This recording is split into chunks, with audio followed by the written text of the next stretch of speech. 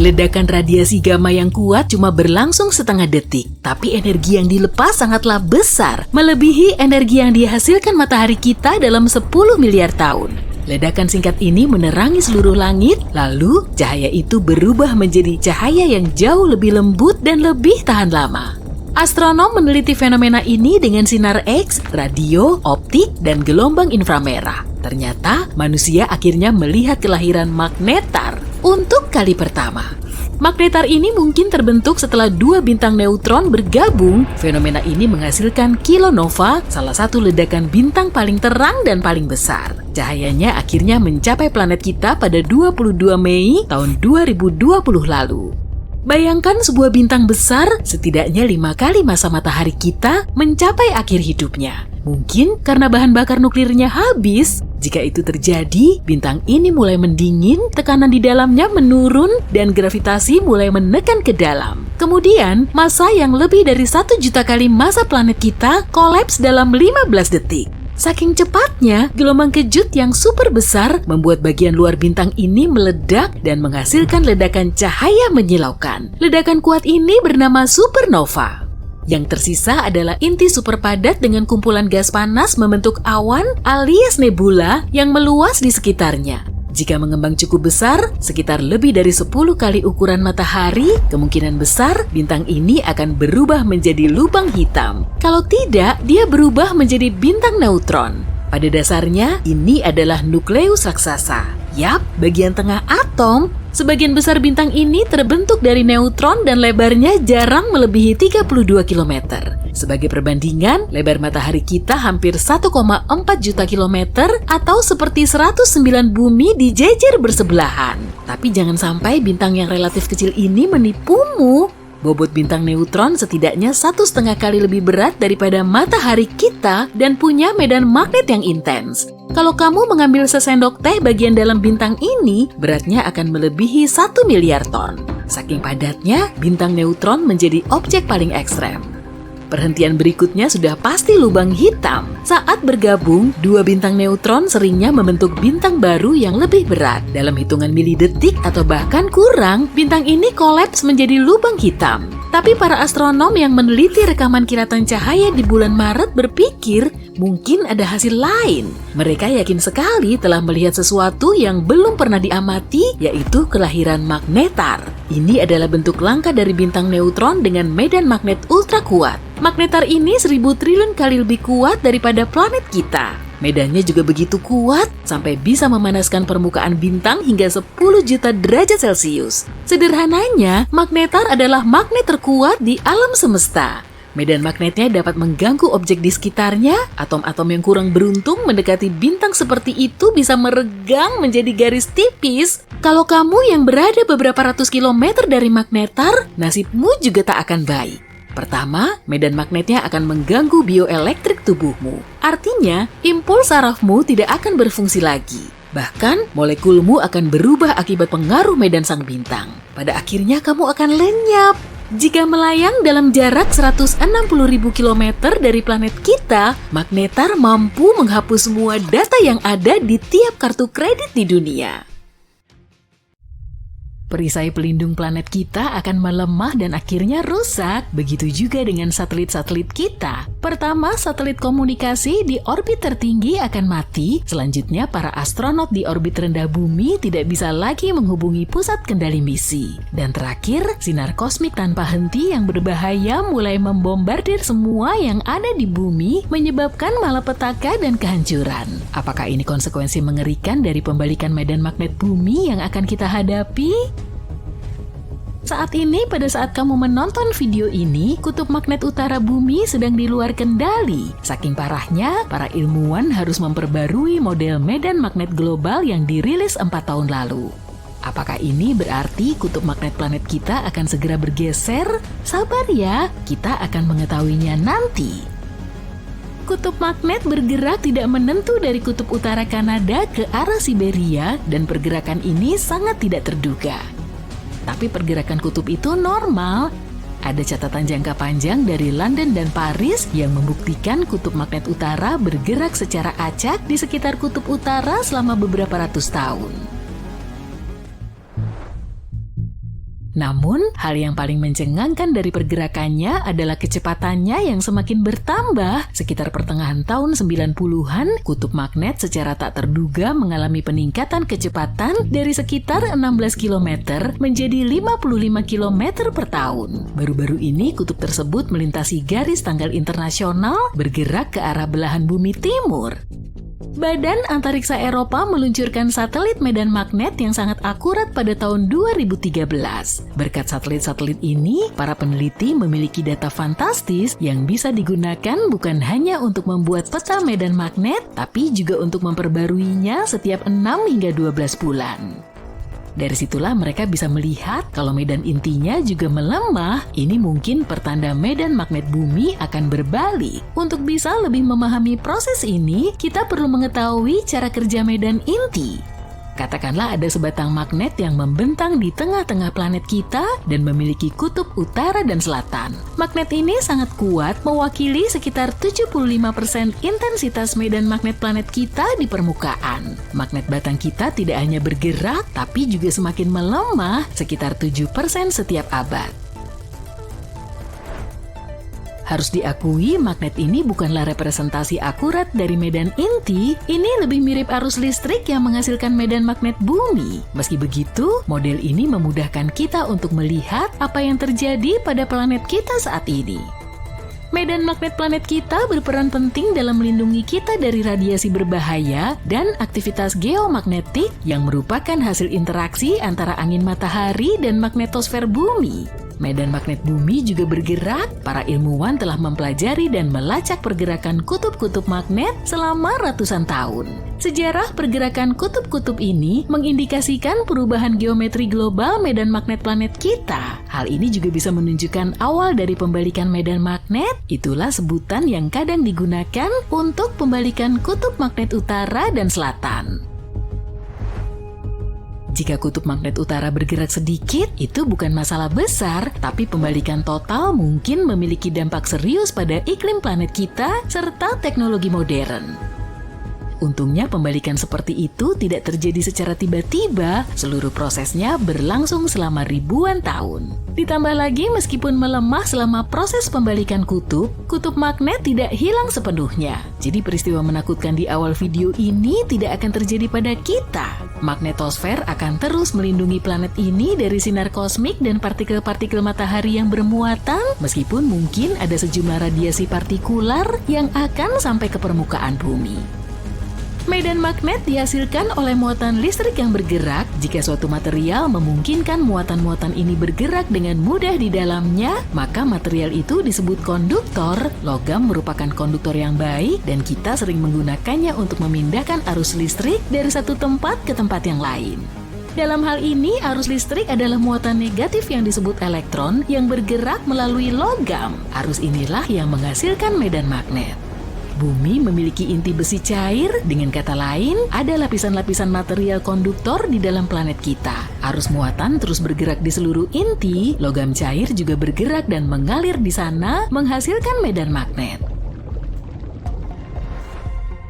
Medan magnet ini selanjutnya menghasilkan sesuatu yang menyerupai gelembung di sekeliling planet. Gelembung ini disebut magnetosfer dan terletak di bagian paling atas atmosfer. Lapisan ini melindungi dan menangkis radiasi sinar kosmik berenergi tinggi yang jika dibiarkan akan sangat berbahaya bagi manusia dan bentuk kehidupan lainnya di bumi. Magnetosfer juga berinteraksi dengan ionosfer, yaitu lapisan atmosfer planet kita yang mengandung banyak ion dan elektron bebas serta mampu memantulkan gelombang radio. Interaksi antara kedua lapisan ini dan angin matahari yang termagnetisasi, inilah yang oleh para ilmuwan disebut sebagai cuaca antariksa. Angin matahari biasanya tidak terlalu kuat dan tidak ada cuaca antariksa sama sekali.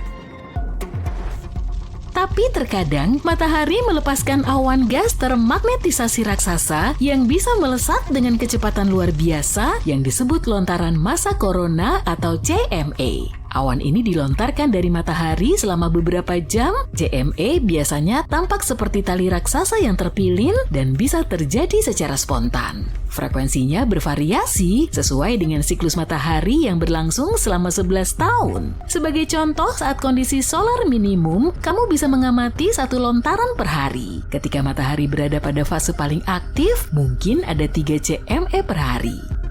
Lontaran massa corona mengganggu aliran angin matahari yang tenang dan menyebabkan gangguan serius yang bisa merusak benda-benda di luar angkasa di dekat bumi seperti satelit dan di permukaan planet. Jika lontaran massa corona berhasil mencapai bumi, interaksinya dengan magnetosfer akan menghasilkan badai geomagnetik. Badai tersebut dapat memicu aurora yang terjadi ketika aliran partikel berenergi menghantam atmosfer dan berpendar. Lalu ada juga suar matahari yang terbentuk lebih cepat dan dengan energi yang lebih besar daripada lontaran massa corona. Suar matahari seringkali terjadi segera setelah lontaran massa corona. Letusan gunung berapi yang paling kuat pun sangat lemah jika dibandingkan suar matahari yang melepaskan energi 10 juta kali lebih besar. Dalam beberapa menit, satu suar matahari dapat melepaskan miliaran ton partikel bermuatan. Suar matahari juga sangat panas dengan suhu mencapai beberapa juta derajat Fahrenheit. Para astronom meyakini semburan radiasi matahari seperti itu terjadi ketika medan magnet matahari terpelintir di beberapa area. Pada satu momen, semua energi yang tertahan dilepaskan. Bintang ini memancarkan cahaya dan partikel, sebagian besar berupa elektron dan proton. Sebagian suar matahari berlangsung dalam hitungan menit, tapi ada juga yang berlangsung berjam-jam. Badai matahari yang kuat berpotensi menyebabkan pemadaman listrik global di bumi. Jika tidak ada magnetosfer bumi, efek aktivitas matahari akan jauh lebih dahsyat. Untungnya magnetosfer menangkis sebagian besar materi matahari yang meluncur ke arah planet kita dengan kecepatan lebih dari 1,6 juta kilometer per jam. Tapi meski demikian, selama peristiwa cuaca antariksa, ada banyak radiasi berbahaya di dekat bumi. Radiasi ini berpotensi membahayakan astronot dan pesawat antariksa. Selain itu, cuaca antariksa dapat merusak sistem konduksi besar seperti jaringan pipa dan jaringan listrik karena membebaninya dengan arus listrik yang berlebih. Para ilmuwan secara teratur memetakan dan melacak keseluruhan orientasi serta bentuk medan magnet planet kita. Untuk melakukannya, mereka menggunakan pengukuran lokal terhadap orientasi dan besaran medan. Itulah sebabnya mereka bisa menyimpulkan bahwa lokasi kutub magnet utara telah bergeser hampir sejauh 965 km sejak pengukuran pertama kali yang dilakukan pada tahun 1831. Medan magnet planet kita berbalik arah dalam skala waktu yang bervariasi antara 100.000 hingga 1 juta tahun. Kita bisa tahu seberapa sering hal itu terjadi dengan melihat batuan vulkanik di dasar laut. Batuan-batuan tersebut merekam orientasi dan kekuatan medan magnet bumi pada saat pembentukannya. Jadi penanggalan batuan-batuan tersebut memberi kita gambaran bagus tentang evolusi medan magnet planet kita seiring waktu.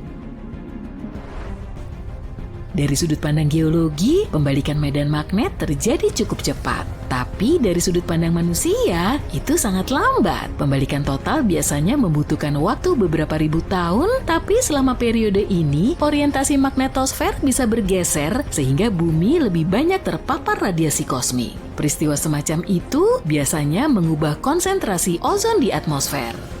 Meski begitu, para ilmuwan tidak bisa memastikan kapan pembalikan medan magnet berikutnya akan terjadi. Namun, mereka terus memetakan dan melacak pergerakan kutub utara magnetik planet kita.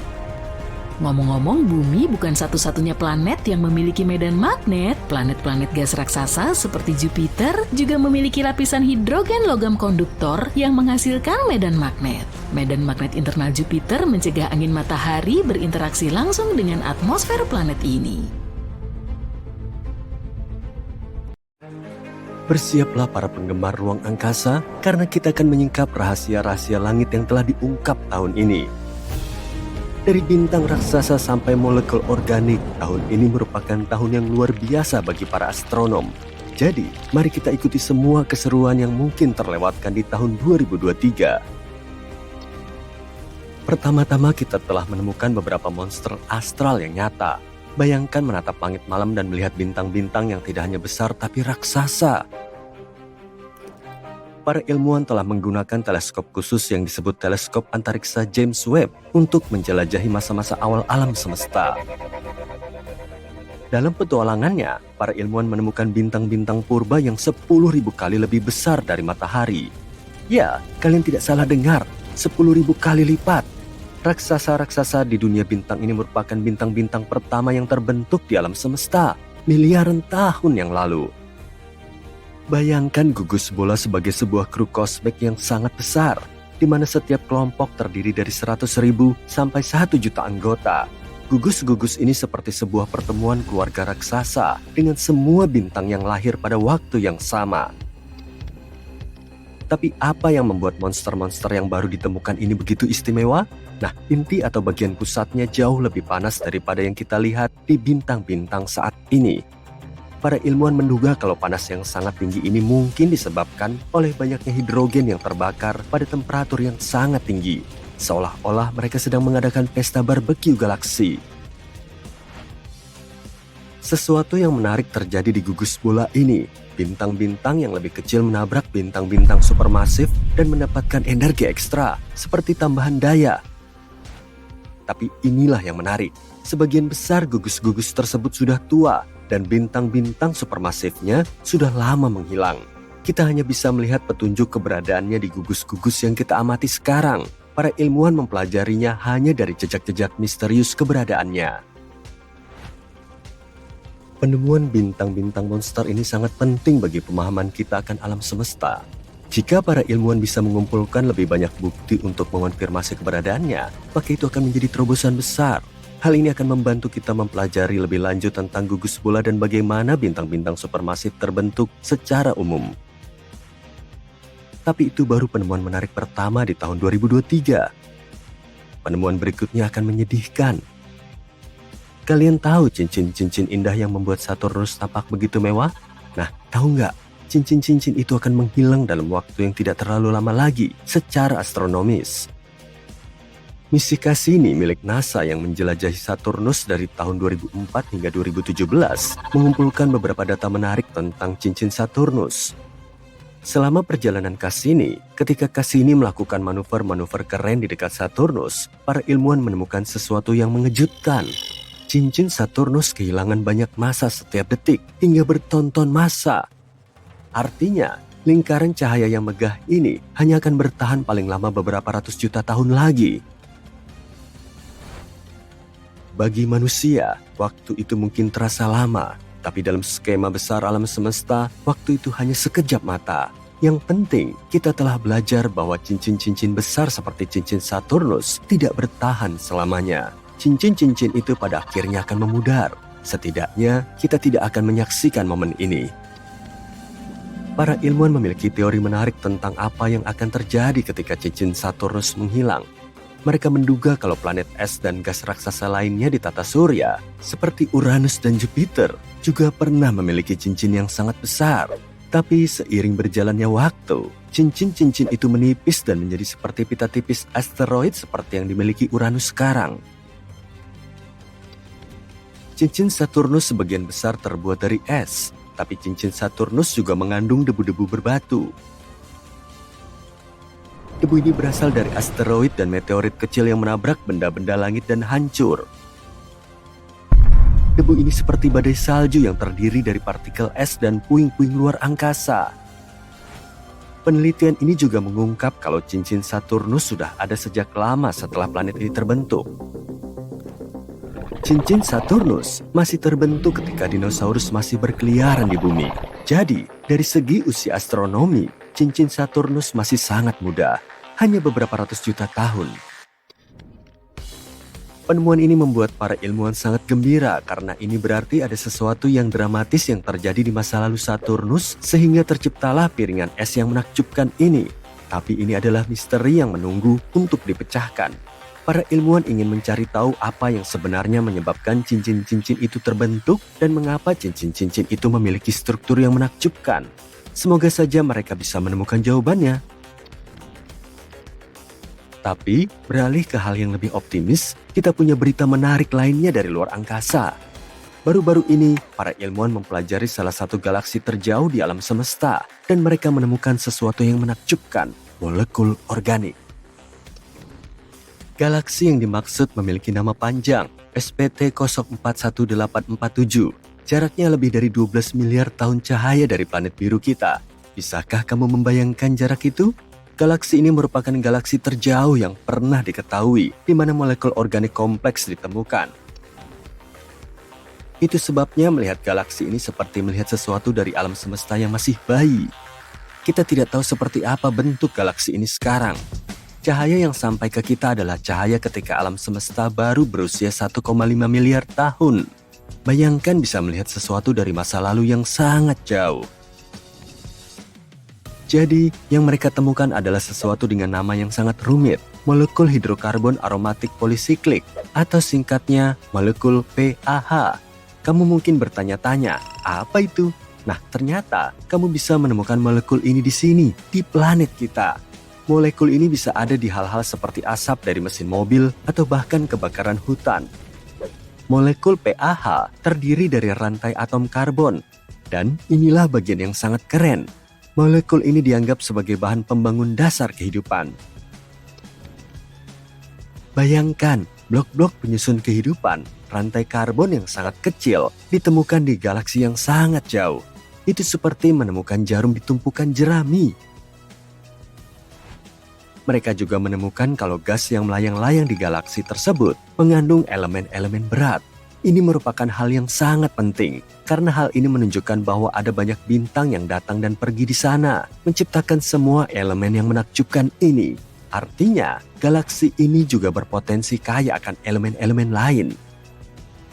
Penemuan ini membuka dunia yang penuh dengan berbagai kemungkinan dan memunculkan begitu banyak pertanyaan menarik.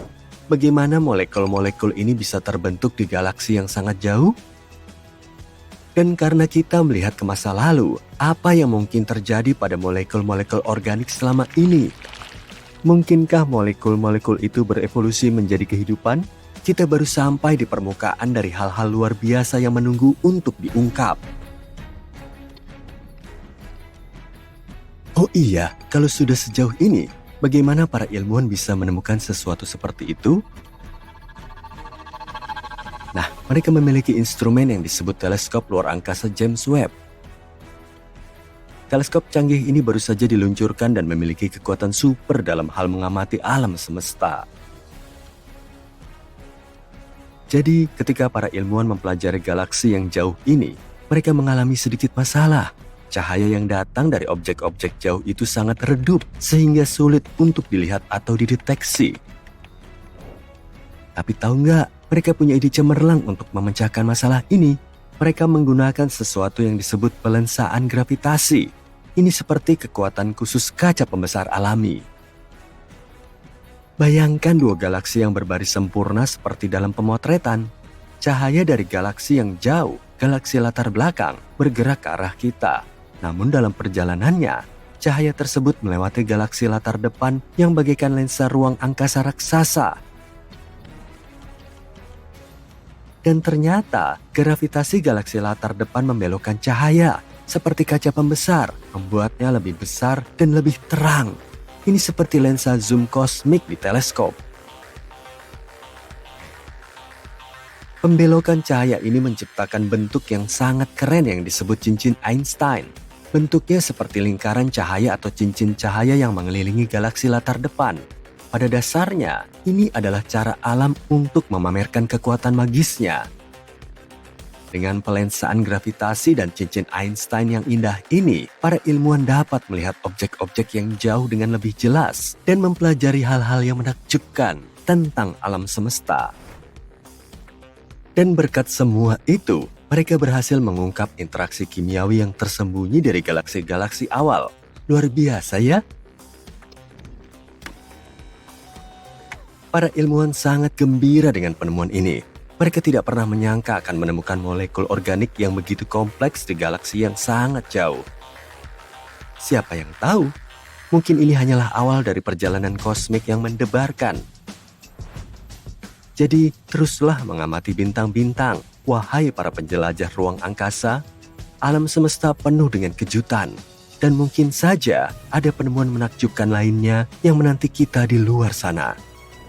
Semoga saja kita bisa belajar lebih banyak lagi di masa depan.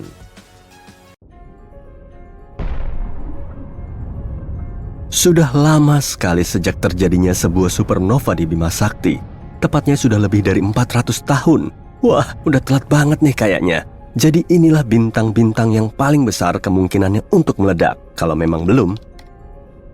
Di urutan paling atas ada bintang Eta Carinii di langit selatan. Huruf Yunani sebelum nama rasi bintang menandakan tingkat kecerahan bintang dalam rasi itu.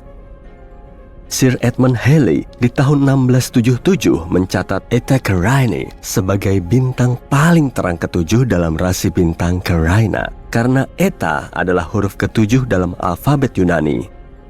Bintang ini mungkin gak kelihatan begitu terang bagi Sir Edmund dan orang-orang pada zamannya di abad ke-17. Tapi penelitian modern tentang Eta Carinii memperkirakan luminositas bintang ini 5 juta kalinya matahari kita. Luminositas adalah teknik yang dipakai para astronom.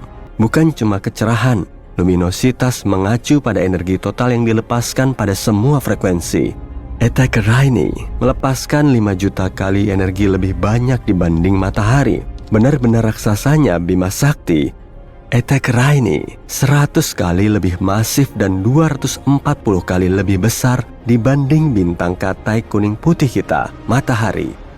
Jelas, karena tampak redup, letak Eta Carinii sangat jauh, sekitar 7.500 tahun cahaya. Tapi, bahkan dalam jarak sejauh ini, kalau bintang ini mengalami hipernova, ledakannya masih tetap bisa berdampak terhadap lapisan ozon bumi, mengganggu komunikasi satelit, dan membahayakan para astronot. 159 tahun setelah pengamatan Halley, Eta Carinii mengalami ledakan mirip nova. Bintang ini meningkat dari bintang yang relatif redup menjadi bintang kedua paling terang yang bisa dilihat dari bumi, tapi cuma dalam periode 27 tahun. Dari 1836 sampai 1863, Eta Carinii adalah bintang paling terang kedua yang bisa dilihat setelah Sirius, bintang anjing. Dan Sirius hanya sekitar 8 tahun cahaya jauhnya. Sejak 1863, selain beberapa lidah api, Eta Carinii telah kembali meredup ke kecerahan awalnya pada magnitudo 4,5. Para astronom berutang permintaan maaf kepada kita yang mungkin nggak akan kita dapatkan segera atas tata nama magnitudo bintang.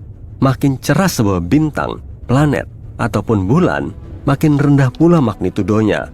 Jadi, bintang-bintang yang lebih terang dari magnitudo pertama memiliki magnitudo 0 atau negatif. Bulan purnama misalnya bermagnitudo negatif 13. Bintang bermagnitudo positif 4,5 kayak Eta Carinii cukup redup kalau dilihat dari bumi, tapi bisa dilihat dengan jelas di langit malam tanpa polusi cahaya atau awan. Jika kamu tinggal di area selatan lintang Kairo, Mesir, 30 derajat lintang utara adalah posisi paling utara bintang ini yang bisa kamu lihat. Nah, sekarang ini Eta Carinii kayaknya lagi rencanain sesuatu. Bintang ini jadi terang lagi dan sekarang lebih terang dibanding kapanpun sejak 1864. Ini adalah situasi yang rumit. Sebenarnya, Eta Carinii terdiri dari 2 bintang, Eta Carinii A dan Eta Carinii, yap benar, B. Ada bintang ketiga di dekatnya yang juga berinteraksi dengan dinamika bintang ganda itu. Pasti namanya Eta Carinii C deh. Benar. Meledak menjadi 2 bola gas luar biasa masif yang meluas sejauh sekitar 32 juta kilometer per jam. Nggak diragukan lagi, Eta Carinii adalah salah satu bintang dengan tampilan paling aneh yang pernah kamu lihat. Tapi ingat, letaknya 7.500 tahun cahaya dari kita. Kalau ada sesuatu yang terjadi pada Eta Carinii dalam 7.500 tahun, kayak hipernova misalnya, kita nggak akan bisa melihatnya. Sebab radiasi elektromagnetik Eta Carinii belum nyampe ke sini. Para astronom mengawasi Eta Carinii sebab bintang ini bisa mengalami hipernova kapan saja. Atau mungkin sudah terjadi 5.000 tahun lalu. Kalau begitu, kita cuma harus menunggu 2.500 tahun lagi untuk melihatnya. Oke, kayaknya bakal kutulis di agenda aku. Dari daftar 30 bintang yang mungkin akan mengalami supernova, Rho Cassiopeiae menjadi pilihan banyak astronom. Huruf Yunani Rho adalah huruf ke-17 dalam alfabet Yunani. Artinya, Rho Cassiopeiae adalah bintang dengan magnitudo jelas ke-17 dalam rasi Cassiopeia. Tapi Rho Cas, nama panggilannya, adalah salah satu dari 7 bintang hiperraksasa kuning di Bima Sakti. Ini juga termasuk raksasa karena kelihatan pada magnitudo 4,5 dari jarak sekitar 10.000 tahun cahaya. Rho Cas pasti bintang yang sangat besar, bintang hiperraksasa. Kalau diletakkan di posisi matahari, Rho Cas akan meliputi orbit Mars. Tapi bintang ini masih kuning, bukan bintang raksasa merah. Merah mengindikasikan suhu permukaan yang lebih dingin. Suhu di permukaan Rho Cas yang sebesar itu masih sepanas matahari kita, atau bahkan agak lebih panas. Itu cuma berarti dua hal. Jauh di dalam intinya, Rho Cas melebur atom yang jauh lebih berat daripada hidrogen atau helium. Selain itu, Rho Cas menghasilkan jauh lebih banyak energi dibanding bintang raksasa merah.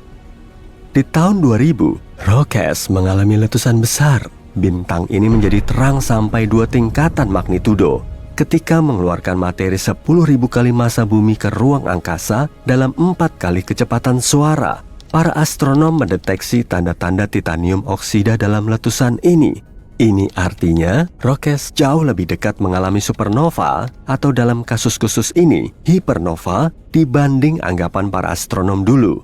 Besi cuma beberapa tingkat di atas titanium dalam tabel periodik, dan ketika besi terbentuk, peleburan berhenti dan bintang pun kolaps. Rho Cas benar-benar mendekati itu, atau lebih tepatnya lebih mendekati itu tadinya. Karena letusan yang kita lihat tahun 2000 itu sebenarnya terjadi 10.000 tahun sebelumnya. Banyak astronom berpikir Rho Cas telah mengalami hipernova, membentuk lubang hitam, dan bahkan udah nggak ada. Sementara itu, Betelgeuse menarik perhatian semua orang belum lama ini. Bintangnya ya, bukan filmnya. Bintang ini meredup secara dramatis, cuma 37% dari kecerahan biasanya. Apa Betelgeuse sedang bersiap untuk mengalami supernova? Betelgeuse sejauh ini adalah bintang paling terang di langit dalam sinar inframerah. Ini fakta penting, sebab terkait status Betelgeuse sebagai calon bintang yang akan mengalami supernova, seperti yang akan segera kita lihat. Betelgeuse juga disebut Alpha Orionis, nama dengan huruf Yunani lainnya. Jadi, kita bisa simpulkan kalau Betelgeuse adalah bintang paling terang dalam rasi Orion, kan? Salah, ini adalah bintang kedua paling terang dalam rasinya. Rigel atau Beta Orionis adalah bintang paling terang di area itu. Kok bisa? Mungkin karena Betelgeuse diklasifikasikan sebagai bintang variabel semi-reguler. Agak berlebihan ya.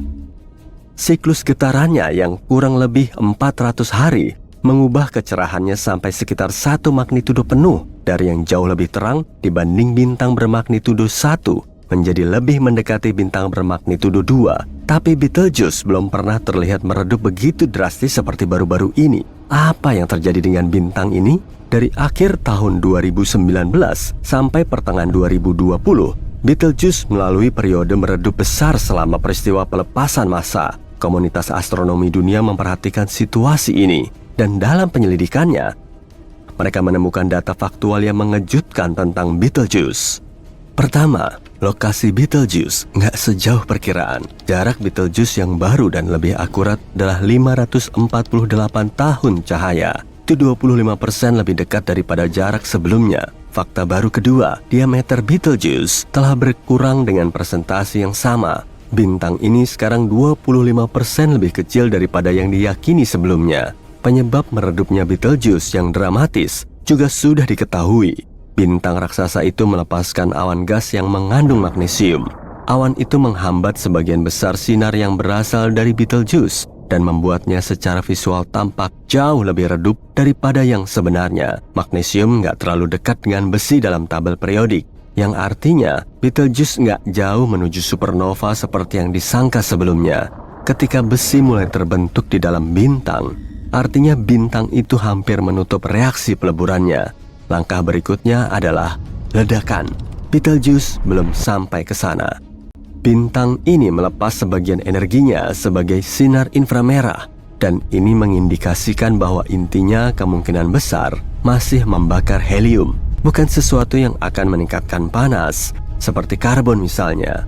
Betelgeuse tetap akan mengalami supernova, tapi masih butuh 100.000 tahun lagi. Kamu bisa mencoretnya dari daftar supernovamu untuk saat ini. Sementara, untuk pelafalan Betelgeuse yang benar, kamu bisa membacanya sesukamu aja. Ada banyak pengucapan yang berbeda di luar sana. Sebanyak orang yang mengira tahu cara melafalkannya dengan benar. Supernova 1987A mengejutkan para astronom ketika menerangi awan Magellan besar 100.000 tahun cahaya lebih dari Bima Sakti. Saat itulah perhatian beralih kepada bintang serupa yang jauh lebih dekat dengan bumi, Rigel, dalam rasi Orion. Mungkin Rigel mengejutkan kita dan tiba-tiba mengalami supernova. Ada sesuatu yang disebut masalah supernova yang mungkin harus kamu tahu, sebab mungkin ada kaitannya dengan Rigel yang akan mengalami supernova atau enggak. Sepertinya bintang-bintang dengan massa 17 kali massa matahari enggak selalu mengalami supernova. Baru-baru ini sebuah bintang raksasa merah menghilang begitu saja. Yap, bukan mengalami supernova, tapi hilang gitu aja. Ini sering terjadi dalam simulasi supernova di komputer, dan sekarang akhirnya terjadi dalam kehidupan nyata. Massa Rigel setara dengan massa 21 matahari. Dengan kata lain, Rigel 21 kali lebih masif dibanding matahari kita. Jadi apa Rigel akan mengalami supernova atau hilang gitu aja jadi lubang hitam yang akan terbentuk di intinya? Para ahli astronomi dan fisika melanjutkan studi mereka tentang dinamika bintang-bintang masif, menjelajahi langit untuk mencari supernova berikutnya dalam galaksi Bima Sakti. Sementara itu, kita bisa yakin bahwa kita di bumi nggak terancam bahaya karena dampak ledakan supernova terdekat. Kita hidup di lingkungan bintang yang tenang dan damai, kecuali orang-orang Mars tetangga kita itu. Saat melihat langit malam, sepertinya tidak banyak yang terjadi di atas sana dan bintang-bintang selalu berkelap-kelip di tempat yang sama. Selama ribuan tahun, para peneliti berpedoman pada gagasan bahwa cahaya di langit tidak berubah. Para pelaut memandu kapal mereka dengan menggunakan pola bintang yang tetap. Ada juga garis-garis besar rasi bintang yang kita amati saat ini, dan para astronom telah mengidentifikasinya sejak lama. Rasanya mustahil kalau suatu hari nanti kita terbangun dan tidak bisa melihat bintang lagi. Atau apakah mungkin? Sebuah tim peneliti dari Vanishing and Appearing Sources During a Century of Observations atau VASCO mempelajari langit untuk melihat bagaimana keadaan bintang-bintang. Para astronom mendapatkan data dari Gaia, Badan Antariksa Eropa, dan membandingkan informasi dari 70 tahun yang lalu dengan informasi dari masa kini untuk melihat bagaimana langit berubah. Untuk mengujinya dengan benar, mereka harus menggunakan teleskop modern dan teleskop tua. Sesuatu yang sangat menarik terjadi di sana. Lebih dari 700 bintang dari peta lama hilang. Jika satu bintang lenyap, banyak teori yang bisa digunakan, tapi akan lebih sulit jika ada ratusan bintang yang lenyap pada waktu yang bersamaan. Mungkinkah datanya salah atau bintang-bintang itu terlalu redup untuk dideteksi? Tidak, mereka segera menyingkirkan opsi ini karena bintang-bintang tersebut jelas-jelas merupakan bagian dari pengamatan sebelumnya. Jadi hal pertama yang terlintas di benak kita saat membicarakan tentang bagaimana bintang menghilang adalah bintang-bintang ini mencapai titik akhir hidupnya. Bintang yang paling masif sekalipun dan yang kita bicarakan di sini adalah bintang-bintang yang jauh lebih berat daripada matahari kita akan mengalami perubahan mendadak ketika mencapai titik akhir hidupnya yang kita sebut supernova.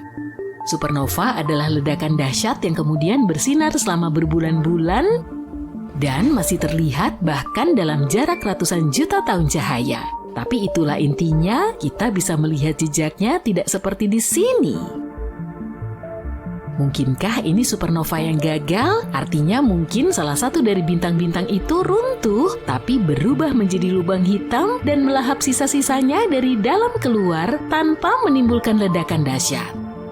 Tapi belum ada yang menyebutkan adanya tanda-tanda lubang hitam yang aktif di dekat bintang-bintang tersebut. Bagaimana jika bintang-bintang menjadi kurang tampak karena debu atau gas di sekelilingnya? Ini bisa saja terjadi karena debu dan gas antar bintang memang menghalangi pandangan kita pada objek-objek yang berada jauh. Tapi tidak ada jejak konsentrasi debu atau gas yang luar biasa tinggi. Tidak ada juga yang menghancurkannya. Para peneliti pasti akan melihat jejaknya jika hal seperti itu terjadi. Ditambah lagi, bintang-bintang yang hilang itu tidak semuanya berada di area yang sama, yang berarti kemungkinan besar tidak hanya ada satu kejadian fatal yang membuat semua bintang itu menghilang. Selain itu, bintang-bintang tersebut tidak berada pada tahap yang sama dalam hidupnya, jadi tidak mungkin semua bintang itu mendekati akhir hidupnya secara kebetulan. Bintang-bintang itu tidak terlalu tua atau muda, dan levelnya berbeda-beda dalam hal ukuran dan kecerahannya. Pada saat-saat tertentu, bintang-bintang ini bahkan tampak tidak lenyap karena suatu peristiwa alam. Mungkin sesuatu yang berhubungan dengan peradaban lain, yang mungkin ada di suatu tempat di luar angkasa. Mungkin itulah salah satu cara untuk mencarinya. Kita bisa saja menemukan peradaban rahasia dari planet lain jika kita mengamati dengan cermat perilaku bintang-bintang, terutama yang tidak bisa kita jelaskan. Tidak ada yang tahu apa yang sebenarnya terjadi pada bintang-bintang yang hilang. Dan sayangnya, saat ini yang kita miliki hanyalah teori-teori, tapi harus diakui, teori-teori itu keren.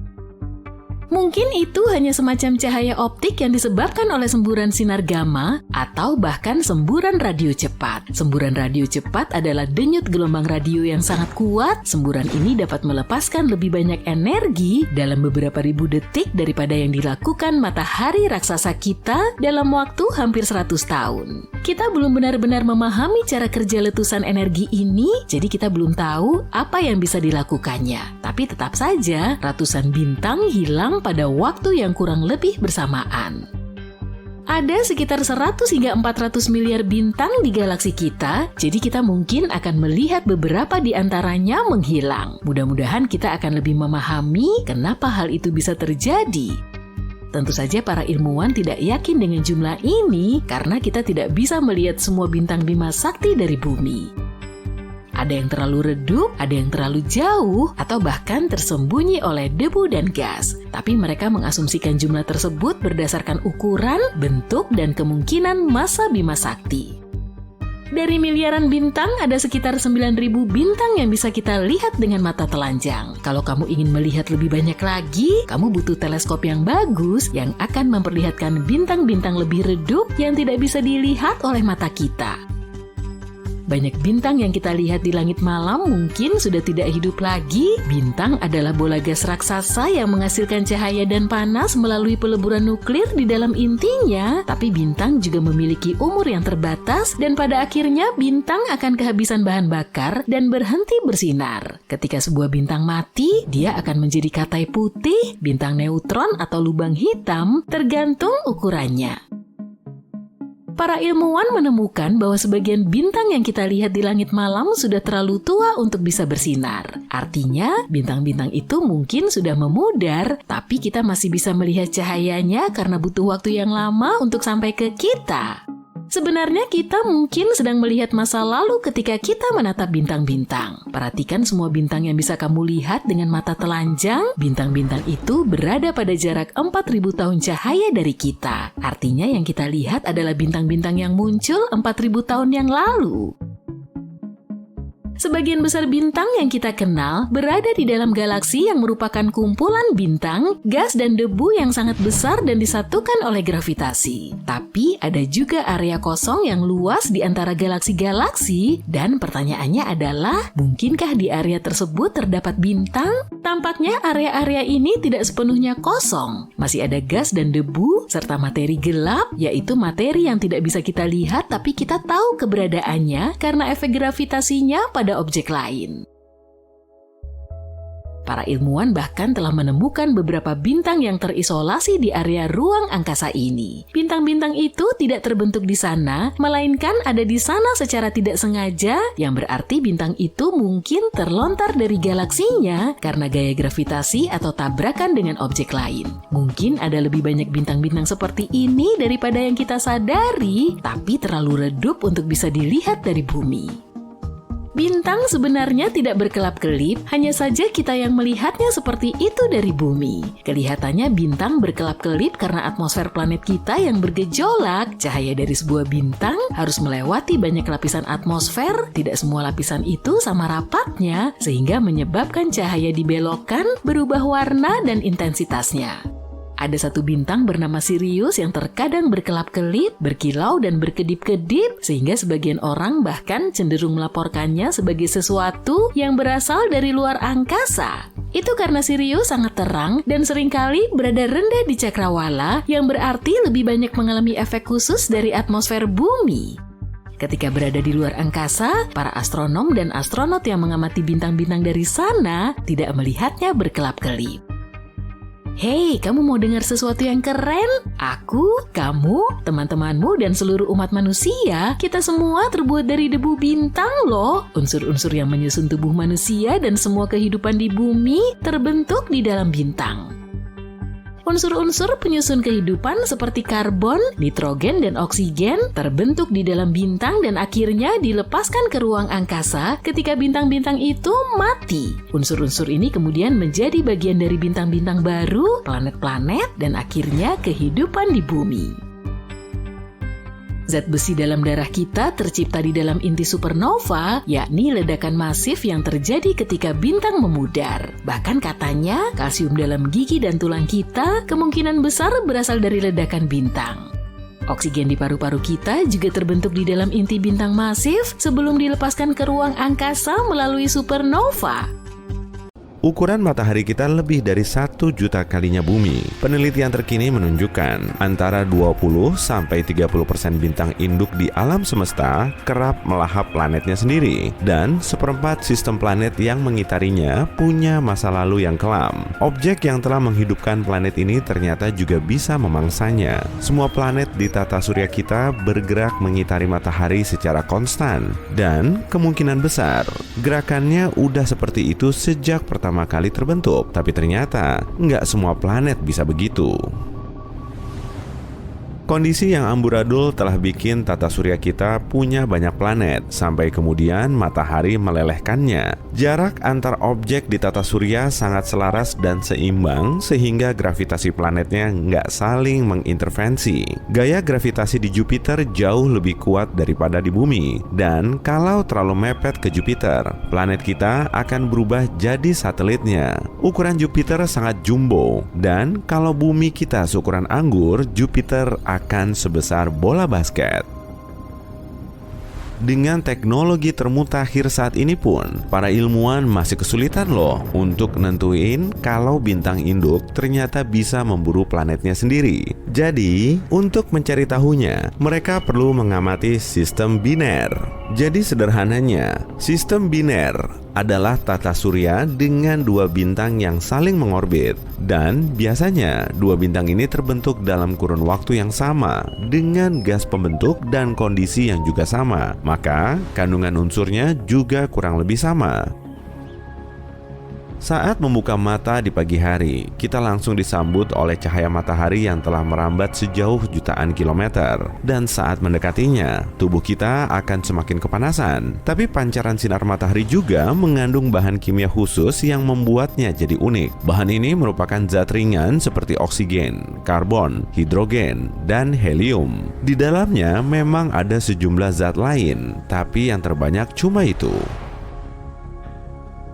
Dengan mengamati keempat unsur ini, ilmuwan bisa menyingkap sejarah pembentukan tata surya, dan mereka bisa tahu kalau prosesnya telah berlangsung mulus atau malah amburadul. Mereka juga telah mengamati 107 sistem biner yang terdiri dari bintang seperti matahari dengan menganalisis cahayanya. Karena tiap sistem terdiri dari 2 bintang induk, mereka juga membandingkan keduanya untuk mencari perbedaan. Dari pengamatan para ilmuwan, bintang yang lapisan luarnya lebih tipis punya unsur yang berlainan dari pasangannya. Semua bintang induk mengandung unsur ringan, tapi ada juga yang terdiri dari unsur berbatu seperti besi, silikon, dan titanium. Unsur ini punya keterkaitan dengan medan kasar yang terdapat di permukaannya, tapi ternyata sebagian unsur juga terbang di angkasa. Kalau lapisan luarnya tipis, berarti di situ ada banyak zat besi.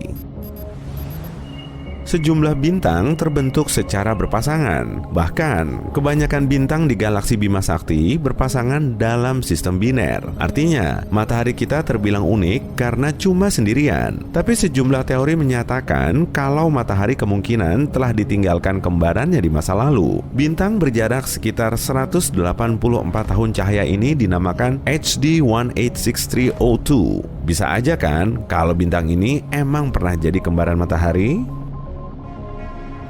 Ribuan bintang lahir di awan molekul. Area ini terdiri dari gas dan debu yang perlahan runtuh oleh beratnya sendiri. Matahari diperkirakan telah mengalami fase yang sama 4,6 miliar tahun yang lalu. Setelah cukup umur, bintang akan bergerak ke area kosong dan biasanya diikuti kembarannya. Para ilmuwan juga mengklaim 85% dari semua bintang bisa bergerak dengan pasangan binernya atau punya banyak pasangan, tapi lebih dari 50%-nya berpasangan ganda. Sayangnya, kita cuma bisa melihatnya dengan jelas setelah bintang ini terpisah dari orbit aslinya bertahun-tahun silam. Malahan, jejaknya masih bisa dicari di awan Oort atau area luas yang terdiri dari komet, batuan kosmik, dan es di tepi luar tata surya kita. Awan Oort bisa melayang-layang karena lokasinya jauh dari jangkauan gravitasi matahari. Awan ini juga gampang keluar dari orbitnya menuju luar angkasa. Saat melalui area ini, kita seolah-olah sedang melintasi ruang hampa di luar angkasa.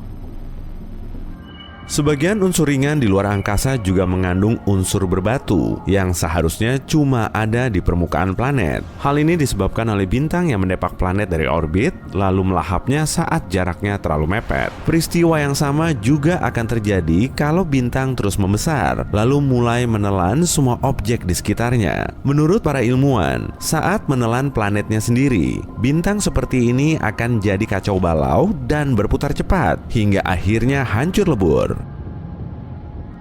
Tapi tenang aja, matahari kita kemungkinan nggak akan memakan planetnya dalam waktu dekat kok. Bintang terbentuk saat awan hidrogen dan helium membesar hingga runtuh oleh beratnya sendiri. Tekanan dan suhunya terus naik ke level ekstrim. Setelah kehilangan elektron, atom hidrogen akan mengalami reaksi fusi, lalu melepaskan energi untuk melawan gravitasi yang runtuh. Tapi setelah gaya gravitasinya mampu menahan reaksi fusi hidrogen, bintang akan membesar dan menjadi raksasa merah. Dan 1 miliaran tahun kemudian, hidrogen di inti luar akan hilang, meninggalkan banyak helium yang akan berfusi dengan unsur lain. Setelah semua heliumnya hilang, gravitasi akan mengerdilkan sang raksasa merah menjadi katai putih. Dan setelah katai ini menghilang, sistem bintang akan melepas banyak gas dan debu keluar angkasa. Para ilmuwan mengklaim matahari kita masih punya waktu sekitar 7 hingga 8 miliar tahun sebelum memasuki fase ini. Dan kalaupun akan terjadi, prosesnya akan berlangsung sangat lama, mungkin bisa sampai jutaan tahun. Tapi gimana ya kalau matahari tiba-tiba menelan planet kita? Bumi akan mulai memanas cuma dalam hitungan detik. Perubahan suhu beberapa derajat aja bisa langsung menyebabkan bencana alam. Tudung es akan meleleh cuma dalam beberapa detik, kemudian membanjiri daerah pesisir. Pulau kecil di area terpencil bisa-bisa hilang. Dan setelah suhunya makin panas, semua area yang tertutup salju akan langsung mencair dan berubah menjadi tempat kering mirip gurun. Kebakaran akan terjadi di sejumlah kawasan dan peralatan sehari-hari manusia akan langsung ludes. Bagian dalam bumi juga ikut memanas, lalu memicu letusan gunung berapi di seluruh dunia. Antartika akan mencair oleh panas dan gunung berapinya ikut meletus cuma dalam hitungan menit. seisi bumi akan terkepung api dan debu sebelum hancur menjadi serpihan kecil yang berterbangan di angkasa dan akhirnya jatuh di area yang sangat jauh. Tapi tenang aja, peristiwa seperti ini kemungkinan besar nggak akan menimpa planet kita kalau matahari menggeser bumi dari orbitnya. Ceritanya akan lain lagi sih. Suhu bumi akan memanas karena medan magnet di sekitarnya bisa melindungi kita dari radiasi matahari. Dan setelah bumi bergeser, medan magnetnya akan melemah. Suhu matahari yang super panas juga bikin bumi kita semakin gosong. Gaya gravitasi jadi nggak stabil. Kemudian, fenomena fisika dalam kehidupan sehari-hari kita makin acak-acakan. Dalam waktu 5 miliar tahun dari sekarang, matahari akan berubah jadi raksasa merah. Ukurannya terus melar hingga mampu melahap Merkurius dan Venus. Kemungkinan besar, bumi juga akan jadi incarannya. Saat jaraknya cuma sejauh 1,5 juta kilometer dari matahari, bumi sudah nggak bisa lagi kita huni. Meski terkesan jauh, jarak segitu cuma 4 kalinya jarak bumi menuju bulan. Dengan mendeteksi komposisi kimia pada sinar bintang yang lokasinya lebih jauh, para ilmuwan bisa nemu planet lain seperti bumi. Karena atmosfer di sekitar bintang pemangsa ini telah mengubah komposisi kimianya, mereka bisa tahu tata surya mana aja yang dulunya lebih tenang. Tapi yang perlu digarisbawahi, planet ini harus punya siklus orbit yang sesuai. Kalau orbitnya nggak terhalang objek lain, berarti planet ini bisa kita asumsikan mirip dengan bumi dan kemungkinan besar bisa dihuni. Tapi proses ini memerlukan waktu yang sangat lama, sebab di dekat kita saja ada jutaan bintang yang mirip dengan matahari. Peluang kita untuk bisa nemu planet seperti bumi masih sangat tipis. Dan kalaupun ada, di planet tersebut kemungkinan ada kehidupan. Kita juga nggak tahu pasti kalau penghuninya secerdas manusia, tapi mungkin mereka telah mengalami evolusi yang sama. Kastel adalah tempat dingin di masa lalu. Batuannya kayak memancarkan dinginnya musim dingin. Inilah alasan praktis kenapa permadani digantung di dinding kastel agar hawa dingin bertahan di luar dan kehangatan di dalam. Tapi, kamu nggak bisa menggantung begitu saja barang-barang tua di dinding kastel. Benda itu harus indah, heroik, dan punya fitur mengesankan. Bangsa Yunani kuno menggantung permadani atau hamparan di dinding kasti langit. Hamparan indah yang terbuat dari bintang-bintang. Ke-48 rasi di langit utara, semuanya didesain dan diberi nama oleh bangsa Yunani. Kisah Andromeda adalah salah satu hamparan itu. Terdiri dari 7 rasi bintang yang menyebar di seluruh langit musim gugur, kisah itu mengandung pengamatan astronomi terperinci yang dilestarikan sebagai sorotan di hamparan langit. Kisah itu dimulai dari rasi bintang Cassiopeia, ratu kerajaan tertua di Afrika Ethiopia. Ketika rasi Cassiopeia berada di ufuk, kelihatan mirip anak tangga yang naik ke Bima Sakti. Piramida bertingkat di seluruh dunia diperkirakan telah terinspirasi oleh rasi itu. Bagaimanapun, Cassiopeia adalah rasi cantik yang mengindikasikan bahwa Ratu Cassiopeia juga wanita cantik. Dia cantik, tapi sekaligus sombong yang memicu semua tindakan dramatis. Cassiopeia bisa ditemukan di langit malam berseberangan dengan beruang besar dari Polaris. Seperti beruang besar, Cassiopeia mengitari Polaris dan merupakan rasi bintang kutub. Sebuah supernova teramati di rasi Cassiopeia sekitar tahun 1680 waktu bumi. Cassiopeia A yang telah muncul sekitar 11.000 tahun lebih dulu. Satelit Sinar X Chandra baru-baru ini merekam foto luar biasa dari sisa-sisa supernova ini yang muncul dalam unsur belerang, kalsium, silikon, dan besi di tengah intensitas sinar X tinggi dari awan yang meluas. Suami Cassiopeia juga menjadi nama rasi bintang kutub, rasi bintang minor yang redup bernama Cepheus. Dia memiliki kerajaan sendiri. Gabungan dari beberapa kerajaan melalui pernikahan adalah sesuatu yang umum sepanjang sejarah. Cepheus adalah Raja Funisia. Ada banyak raja Funisia di masa itu ketika Funisia cuma merupakan kumpulan kota di sepanjang pesisir barat laut Mediterania. Rasi Cepheus bisa ditemukan di area antara Cassiopeia dengan Polaris. Rasi Cepheus penting bagi para astronom. Di rasi inilah Henrietta Swan Leavitt menemukan bintang-bintang variabel yang berdenyut dengan interval teratur. Tingkat denyutan bintang itu mengindikasikan terangnya bintang tersebut dan kemungkinan pengukuran pasti jarak menuju bintang itu. Penemuan variabel Cepheus adalah terobosan besar bagi astronomi awal abad ke-20. Cepheus dan Cassiopeia memiliki putri, Andromeda, yang juga terkenal dengan kecantikannya yang menjadi penyebab semua keributan. Tampaknya suatu hari Cassiopeia membanggakan kecantikannya dan kecantikan putrinya Andromeda. Kami lebih cantik dari wanita manapun di seluruh dunia. Pengakuan seperti itu bisa dimaafkan bagi seorang ratu, tapi kemudian Cassiopeia melangkah lebih jauh sampai melampaui semua batas alam. Faktanya kami lebih cantik dari Nereid manapun. Nereid adalah bidadari laut dalam mitologi Yunani, putri dari lautan. Para Nereid terkenal karena kecantikan dan kebaikannya kepada para pelaut. Semuanya ada 50 Nereid. Tersinggung karena diremehkan, dibenci oleh seorang wanita yang fana. Cassiopeia harus dihukum karena melampaui batas ketertiban sipil. Dengan kesombongannya yang berlebihan, Cassiopeia melampaui batas alam, sehingga hukuman enggak wajar dijatuhkan ke seluruh kerajaan Ethiopia. Suatu monster dari dasar lautan rasi Cetus mulai menghancurkan desa-desa di pesisir Ethiopia, juga kapal-kapal nelayannya. Dengan tepat, Cetus adalah rasi bintang langit selatan. Sebagai rasi terbesar keempat, jika ditilik dari areanya, Cetus berada di bagian langit yang gelap bernama lautan, dengan cuma kepalanya yang naik di atas ekuator langit. Di bagian langit ini terdapat beberapa rasi bertema air. Rasi Pisces, ikan, Aquarius, pembawa air, dan Eridanus, sungai. Lebih dari 50 eksoplanet telah ditemukan di Cetus. Pasti teleskop antariksa James Webb akan menikmati menganalisis spektrum atmosfer planet-planet ini guna mencari tanda-tanda kehidupan. Sementara itu, Ratu Cassiopeia dan Raja Cepheus harus melakukan sesuatu terkait monster yang menghancurkan pesisir Ethiopia. Mereka berkonsultasi kepada seorang peramal dan sekali lagi melewati batas ranah akal dan alam. Katakan peramal, apa yang harus kami lakukan untuk menghentikan monster yang merusak kerajaan kami? Monster ini bukan bencana alam yang wajar, ada pelanggaran yang dilakukan terhadap alam yang lebih tinggi. Dan ini hukumannya. Monster tak bisa dihentikan dengan cara biasa. Hanya korban manusia yang paling mulia yang bisa menenangkan hewan itu. Satu kesalahan menambah kesalahan lain. Orang paling mulia di kerajaan itu tentu saja Putri Andromeda. Menurut titah ayahnya dan persetujuannya, atau mungkin saran ibunya, Andromeda dirantai pada sebuah batu di lepas pantai. Dialah korban manusia yang diharapkan orang tuanya akan menyelamatkan kerajaan. Wah, taram. Datanglah pahlawan Yunani yang akan menyelamatkan hari, mencegah korban manusia, dan mengubah Cetus menjadi batu. Perseus. Dari mana asal Perseus? Menurut legenda, dari Kepulauan Hebrides. Perseus pergi ke Hebrides dalam rangka mengejar Gorgon Medusa.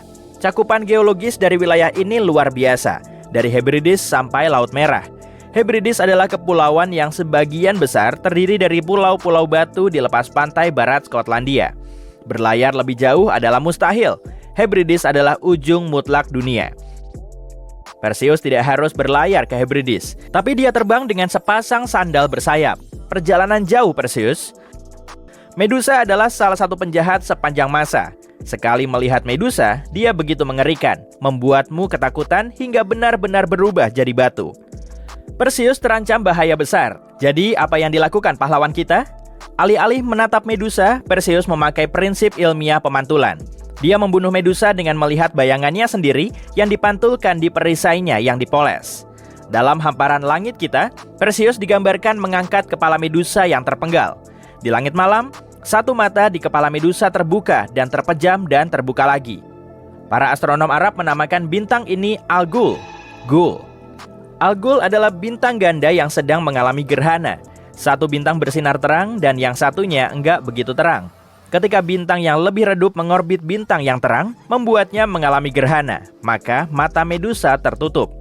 Karena bintang yang redup butuh waktu 2 hari 20 jam 49 menit untuk mengorbit bintang terang, mata di kepala Medusa terbuka tiap sekitar 1,5 hari. Rasi Perseus langsung di bawah rasi Cassiopeia, dan para pengamat langit akan melihat dengan cepat apa bintang Al-Ghul sedang gerhana, jika mata Medusa terbuka atau terpejam. Perseus terbang kembali dari Hebrides ditemani oleh Pegasus, kuda bersayap. Bagian pusat dari Pegasus adalah segi 4 besar yang tersusun atas 4 bintang.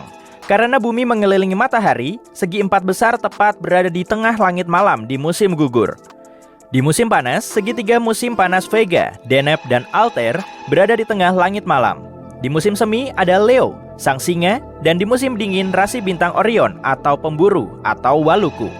Inilah dinding-dinding kastel langit dan semuanya memiliki hamparan permadani luar biasa. Rasi Andromeda berbagi bintang bernama Alpheratz atau Alpha Andromedae dengan rasi Pegasus. Ini adalah salah satu sudut dari segi empat besar, jadi kelihatan Andromeda kayak mengendarai Pegasus. Mahkotanya, ingat, dia seorang putri, melayang di dekatnya M31, galaksi Andromeda. Untuk melihat M31, lintasi sudut-sudut segi empat besar dari bintang terendah ke yang teratas. Lalu lanjutkan sedikit untuk melihat galaksi Andromeda. Pastikan mengintipnya dari sudut matamu. Ini disebut averted vision. Sudut-sudut matamu lebih sensitif terhadap cahaya. Jadi kamu akan bisa melihat galaksi spiral besar yang jauhnya 2,5 juta tahun cahaya ini sebagai noda cahaya 1,5 kali lebih luas dari bulan purnama. Perseus nggak sepakat dengan tumbal manusia, maka dia menghentikannya dan menyelamatkan Andromeda dengan mengekspos Cetus ke tatapan Medusa. Dan di sini, kita bertemu dengan variabel gerhana kedua di hamparan langit kita. Mira, bintang pusat dari Cetus adalah monster laut itu. Mira asal dari kata bahasa Inggris mirror atau cermin, sangat pas dengan kisah tentang kecantikan yang sia-sia. Adalah bintang ganda yang mengalami gerhana. Bintang redup yang mengelilingi bintang terang adalah katai putih yang nggak cukup terang untuk dilihat dengan mata telanjang. Efeknya adalah pusat Cetus tertutup. Mira mengalami gerhana dan lenyap. Siklus ini terulang tiap 332 hari. Hamparan bintang luar biasa kita cuma punya 2 bintang binar gerhana yang bisa dilihat dengan mata telanjang. Galaksi spiral terdekat dan pahlawan yang nggak suka tumbal manusia dan memakai prinsip ilmiah pemantulan untuk menggagalkan monster mitologis. Wah, aku akan memasangnya juga di dinding kastelku.